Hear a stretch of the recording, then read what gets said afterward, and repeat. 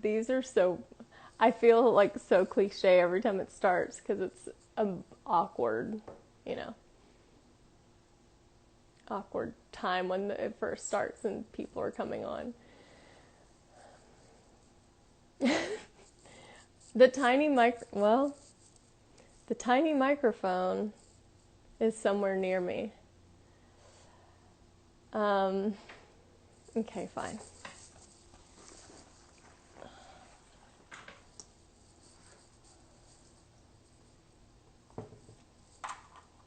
How did I do this?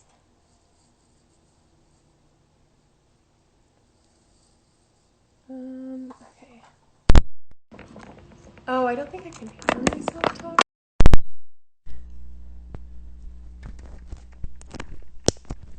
Okay.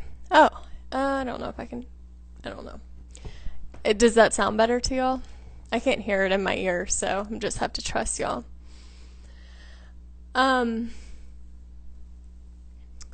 So now that I have the tiny mic, I wanted to talk about the Chris Harrison and Rachel Lindsay interview. And I first want to say I watched it yesterday, and Rachel was she was a queen, honestly. And I thought she handled herself with so much grace, and she was patient, and I don't know, I posted something in our Scrubbing In Facebook group, and I didn't acknowledge Rachel in it because I was focused more on Chris and Rachel from this season.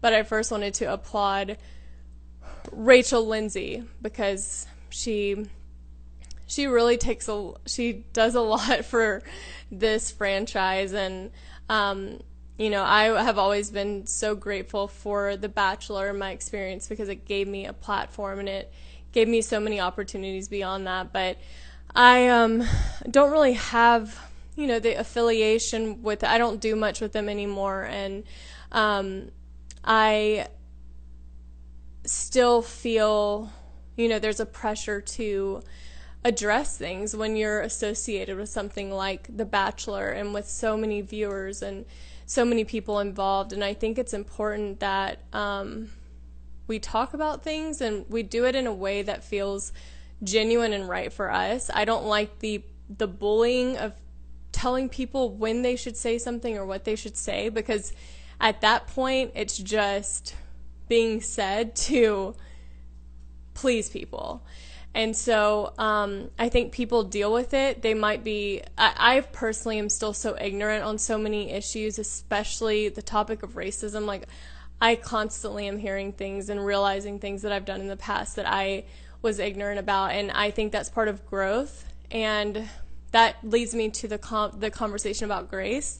There was a tweet yesterday, and the tweet was from Emma Gray, and she said, you can still have, I might butcher this, but it was something along the lines of, there can still be space for grace while also holding someone accountable. And I thought it was that's exactly like the point that I would try to make. And she luckily worded it very eloquently before I did this so that I could reference it, because it really summed up my thoughts on it of like, we can still love people and show them grace and still want them to do better and still encourage them to do better. And I hope that even in the discomfort of someone correcting me, I've never liked when the teacher got onto me or my parents got onto me.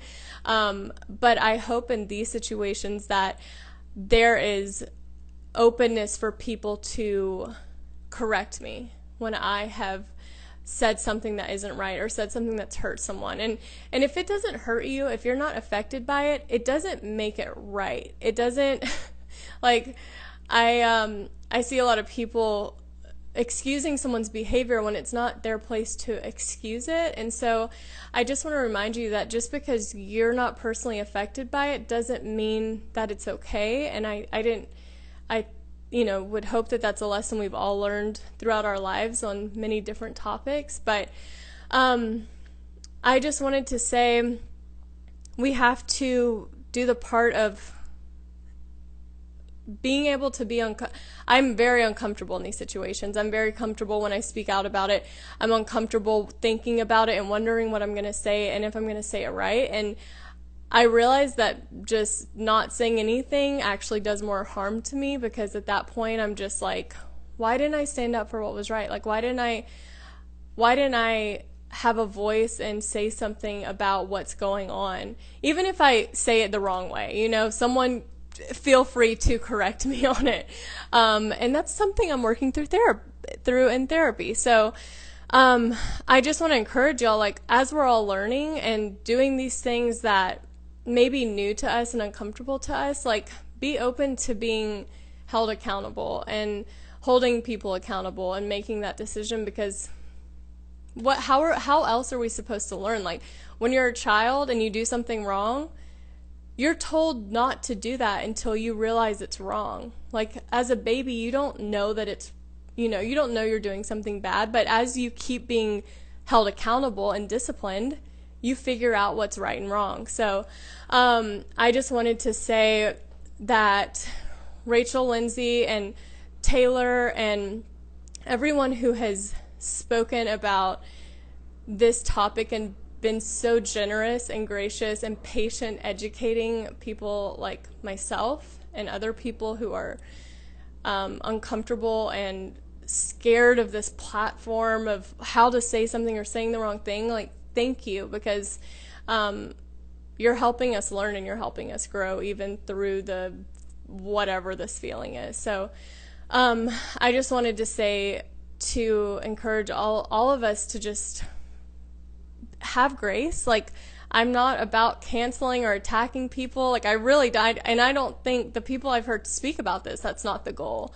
It's holding people accountable so that they are forced to learn how to grow. So I just wanted to say my opinion on it and where I stand on it. I never want there to be a question of where I stand on these topics, because it's already such a this year has been such a growing process for so many of us, and it'll continue to be. And now that we're aware of it, we are aware of it, and you can't go back. So thank you all for joining me for a mini mic session, and that's all I have to say. And someone just said cancel culture and accountability are two different things. And someone just said Taylor attacked. She didn't attack. She was mad. She was upset. And there's a difference. When you're mad and upset and you're passionate, there's a difference. That's not attacking. If you watch the whole conversation she did with the I'm going to butcher it. Blatcher, you know what I'm saying. If you watch that, please go and watch that video. And they might be passionate, they might be mad, and that's okay. We should be mad about these things, and we should be frustrated, and that's where the accountability comes in. So thank you all for even tuning into this. I know I was on the show in the early days, not the super early days, but it's been a while. So it's such a weird time for me, feeling like, why would I say something as part of the Bachelor world when it's been so long? But I think it's important to have a voice and be able to stand up for people who have had to stand up for themselves for too long and not had the support. So I hope that we can all learn and grow and be better and feel stronger to speak out against things that are wrong, and speak up for what's right. And sometimes it's hard, sometimes it's not popular, and I'm having to work through caring about the expectations of other people. So anyways, I love you all. I hope you have a good night, and let's try and do better.